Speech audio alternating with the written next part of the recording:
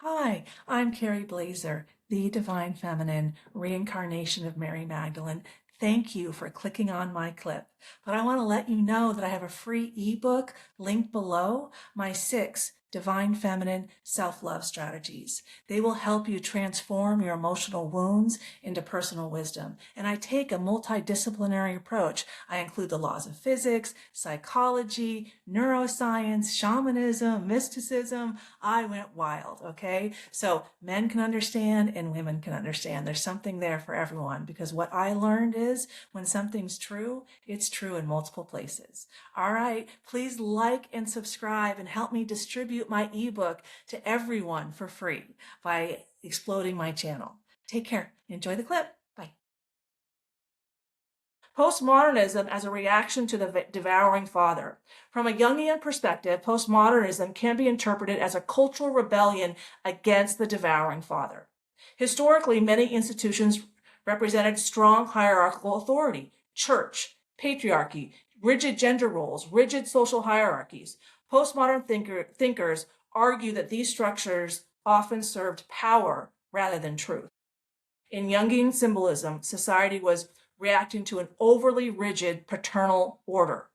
I like that. That's what I see. The archetypal swing toward the devouring mother. Jung believed that when one archetypal force collapses, culture often swings towards the opposite pole. If the father archetype weakens, Jungian theorists sometimes argue society may drift toward the devouring mother archetype. Devouring father, rigid hierarchy, authoritarian control, suppression through law.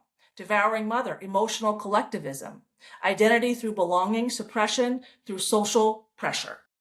Ad hominem attacks, racist, misogynist, transphobe, fatphobe, sexist. Do you see how, because of our ideas, because of our, what came out of us is this need to control people, inner authority was just destroyed. And then we're taught the cross is the only ladder to heaven, as if heaven exists elsewhere.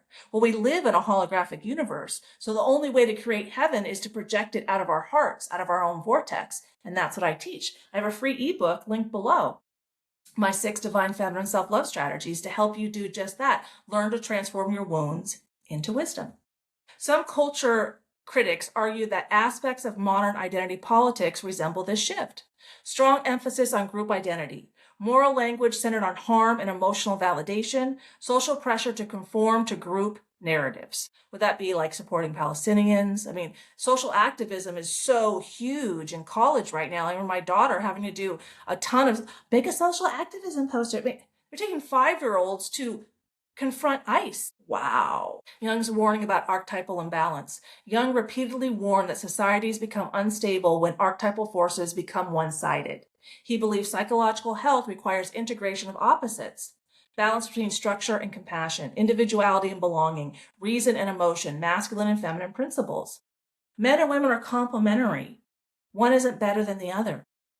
We're complementary. And that's what's mirrored and represented in Cherokee and also the Maori traditions in New Zealand. Very complementary. And men in those traditions who committed violence against a woman were either killed, exiled forever, or exiled for a long period of time. Like, not tolerated at all, because they were emotionally mature. The men would go out and do all their masculine, like super, whatever, hunting and fighting, whatever they need to do, masculine men, and get that part of them out. So when they came home, they were soft, gentle fathers who play with the kids. And the Westerners, they observed this in the 1800s. Like, how do they do that? How do your women? And then the women sometimes are warriors, sometimes, not always, but usually it was a matrilineal. So the woman was home with the kids and she owned the land. Since that's hers, the man had to behave when he came home. But in Western culture, men own everything, and women don't have any money. See? Identity confusion in Jungian terms. Jung also believed that when cultural symbols collapse, individuals struggle to form identity. He wrote that modern people often experience loss of symbolic orientation. Without shared myths or structures, people may search for identity through ideology, political movements, identity categories. It's exactly what we've been struggling with. Jungian goal integration. Jung did not advocate returning to old structures or rejecting cultural change. His solution was individuation, the integration of opposites within the psyche,